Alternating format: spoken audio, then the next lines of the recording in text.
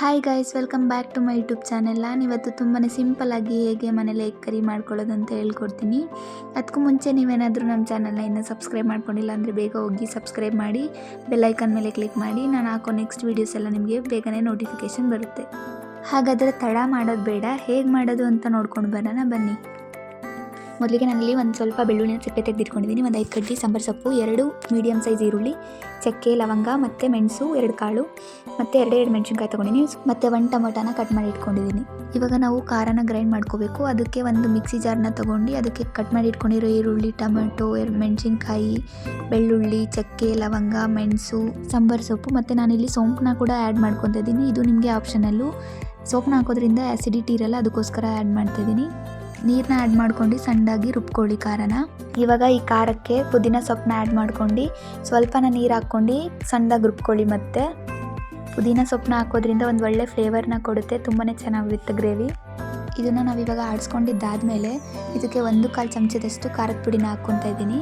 ನೀವು ನಿಮ್ಮ ಖಾರ ಎಷ್ಟು ಬೇಕೋ ಅಷ್ಟು ಅಳತೆಗೆ ಹಾಕ್ಕೊಂಡು ಮತ್ತೆ ಇನ್ನೊಂದ್ಸಲಿ ಆಡಿಸ್ಕೊಂಡ್ರೆ ಖಾರ ರೆಡಿ ಆಗುತ್ತೆ. ಇವಾಗ ಬಾಣಲಿಗೆ 2 ಸೌಟಷ್ಟು ಆಯಿಲ್ನ ಹಾಕ್ಕೊಂಡು ಅದು ಕಾಯ್ಲಿಕ್ಕೆ ಬಿಡಬೇಕು. ಅದು ಕಾಯ್ದಿದ್ದಾದಮೇಲೆ ಕರ್ಬೇವಿನ ಸೊಪ್ಪನ್ನ ಹಾಕ್ಕೊಬೇಕು. ನಾವಿವಾಗ ಸಣ್ಣದಾಗಿ ಹೆಚ್ಚಿಟ್ಕೊಂಡಿರೋ 1 ಮೀಡಿಯಮ್ ಸೈಜ್ ಈರುಳ್ಳಿನ ಹಾಕ್ಕೊತಾ ಇದ್ದೀನಿ. ತುಂಬ ದೊಡ್ಡ ಈರುಳ್ಳಿನ ಕಟ್ ಮಾಡಿ ಇಟ್ಕೊಂಡು ಹಾಕಬೇಡಿ, ಯಾಕೆಂದರೆ ನಾವು ಖಾರಕ್ಕೂ ಈರುಳ್ಳಿ ಹಾಕಿರ್ತೀವಿ, ಆಮೇಲೆ ಕರಿ ಸ್ವೀಟ್ ಆಗಿಬಿಡುತ್ತೆ. ಇವಾಗ ನಾವು ಈರುಳ್ಳಿನ ಫ್ರೈ ಮಾಡ್ಕೊಳ್ಳೋಣ. ನಾನು ಮುಂಚೆನೇ ಹೇಳಿರ್ತೀನಿ ಎಲ್ಲ ವೀಡಿಯೋಸಲ್ಲೂ, ನಾವು ಇದಕ್ಕೆ ಸಾಲ್ಟನ್ನ ಮುಂಚೆನೇ ಹಾಕೋದ್ರಿಂದ ಈರುಳ್ಳಿ ಬೇಗನೆ ಫ್ರೈ ಆಗುತ್ತೆ. ಅದಕ್ಕೋಸ್ಕರ ಸ್ವಲ್ಪ ಸಾಲ್ಟನ್ನ ಹಾಕ್ಕೊತಾ ಇದ್ದೀನಿ. ಆಮೇಲೆ ಬೇಕಾದರೆ ರುಚಿಗೆ ಎಷ್ಟು ಬೇಕು ಅಷ್ಟನ್ನು ಹಾಕ್ಕೊಂಡ್ರೆ ಆಯಿತು. ಸಾಲ್ಟನ್ನ ಹಾಕ್ಕೊಂಡು ಫ್ರೈ ಮಾಡ್ಕೊಳ್ಳೋಣ. ಈರುಳ್ಳಿ ಫ್ರೈ ಆಗಿದ್ದಾದಮೇಲೆ ನಾವು ಇದಕ್ಕೆ ಸ್ವಲ್ಪ ಅರಿಶಿನ ಹಾಕ್ಕೊಂಡು ಮಿಕ್ಸ್ ಮಾಡ್ಕೊಳ್ಳೋಣ. ಅರಿಶಿನ ಹಾಕ್ಕೊಂಡು ಮಿಕ್ಸ್ ಮಾಡ್ಕೊಂಡು ಅದನ್ನು 1 ಮಿನಿಟ್ ಬೇಯಿಸ್ಕೊಂಡಿದ್ದಾದಮೇಲೆ ನಾವಿವಾಗ ಆಡಿಸಿಟ್ಕೊಂಡಿದ್ವಲ್ಲ ಖಾರನ, ಅದನ್ನು ಹಾಕ್ಕೊಂಡು ಮಿಕ್ಸ್ ಮಾಡ್ಕೊಬೇಕು. ಮಿಕ್ಸ್ ಮಾಡಿದ್ದಾದಮೇಲೆ ನಾವು ಆ ಖಾರನ ಬೇಯಲಿಕ್ಕೆ ಬಿಡಬೇಕು. ಒಂದು 5 to 10 ಮಿನಿಟ್ಸ್ ಅದು ಬೇಯಬೇಕು. ಇವಾಗ ನಾವು ಅದಕ್ಕೆ ಒಂದು ಪ್ಲೇಟ್ನ ಕ್ಲೋಸ್ ಮಾಡೋಣ.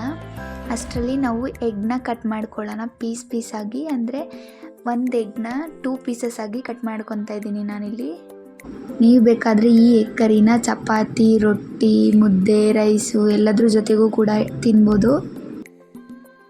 ನೋಡಿ, ನೀವು ನೋಡ್ತಾ ಇರ್ಬೋದು ಎಲ್ಲ ಎಗ್ನೂ ಈ ಥರ ಕಟ್ ಮಾಡಿ ಇಟ್ಕೊಂಡಿದ್ದೀನಿ. ಇವಾಗ ಖಾರ ಬೆಂದಿದೆಯೋ ಇಲ್ವೋ ಅಂತ ನೋಡೋಣ. ಅದು ನೋಡಿಬಿಟ್ಟು ನಾವು ಇವಾಗ ರುಚಿಗೆ ತಕ್ಕಷ್ಟು ಉಪ್ಪನ್ನ ಹಾಕ್ಕೊಂಡು ಮಿಕ್ಸ್ ಮಾಡ್ಕೊಳ್ಳೋಣ. ಸಾಲ್ಟ್ ಹಾಕ್ಕೊಂಡು ಮಿಕ್ಸ್ ಮಾಡಿದ್ದಾದಮೇಲೆ ಪೀಸ್ ಮಾಡಿ ಇಟ್ಕೊಂಡಿರೋ ಎಗ್ ಪೀಸಸ್ನ ಈ ಕರಿ ಒಳಗಡೆ ನಿಧಾನಕ್ಕೆ ಹಾಕ್ಕೊಬೇಕು. ಅದು ಆ ಕಡೆ ಈ ಕಡೆ ಹೋಗಬಾರ್ದು, ಒಂದ್ರ ಮೇಲೆ ಒಂದು ಕೂರದೇ ಇರೋ ಥರ ನೀಟಾಗಿ ನೋಡ್ಕೊಂಡು ಹಾಕ್ಕೊಳ್ಳಿ. ಎಲ್ಲ ಎಗ್ನೂ ಹಾಕ್ಕೊಂಡಿದ್ದಾದಮೇಲೆ ಒಂದು 2 ಮಿನಿಟ್ಸ್ ಹಂಗೆ ಪ್ಲೇಟ್ನ ಕ್ಲೋಸ್ ಮಾಡಿ ಬೇಯಿಸ್ಕೊಳ್ಳಿ. ಬೇಯಿಸ್ಕೊಂಡಿದ್ದಾದಮೇಲೆ ಪ್ಲೇಟ್ನ ಓಪನ್ ಮಾಡ್ಕೊಂಡು ಸಣ್ಣದಾಗಿ ಹೆಚ್ಚಿಟ್ಕೊಂಡಿರೋ ಕೊತ್ತಂಬರಿ ಸೊಪ್ಪನ್ನ ಮೇಲೆ ಗಾರ್ನಿಷ್ ಮಾಡಿದ್ರೆ ಟೇಸ್ಟಿಯಾಗಿರೋ ಎಗ್ ಕರಿ ರೆಡಿ ಆಗುತ್ತೆ. ತುಂಬಾ ಸಿಂಪಲ್ಲಾಗಿ ನೀವು ಕೂಡ ಮನೇಲಿ ಟ್ರೈ ಮಾಡಿ ನೋಡಿ, ಹೇಗಿತ್ತು ಅಂತ ಕಮೆಂಟ್ ಮಾಡಿ. ಈ ವಿಡಿಯೋಸ್ನ ನಿಮ್ಮ ಫ್ಯಾಮಿಲಿ ಫ್ರೆಂಡ್ಸ್ ಜೊತೆ ಶೇರ್ ಮಾಡಿ. ನಿಮಗೇನಾದರೂ ಈ ವಿಡಿಯೋ ಇಷ್ಟ ಆದರೆ ಲೈಕ್ ಮಾಡಿ ಹಾಗೂ ಕಮೆಂಟ್ ಮಾಡಿ. Thanks for watching guys. ಮತ್ತಷ್ಟು ವೀಡಿಯೋಸ್ಗಾಗಿ ಸಬ್ಸ್ಕ್ರೈಬ್ ಮಾಡ್ಕೊಳ್ಳೋದನ್ನ ಮಾತ್ರ ಮರಿಬೇಡಿ.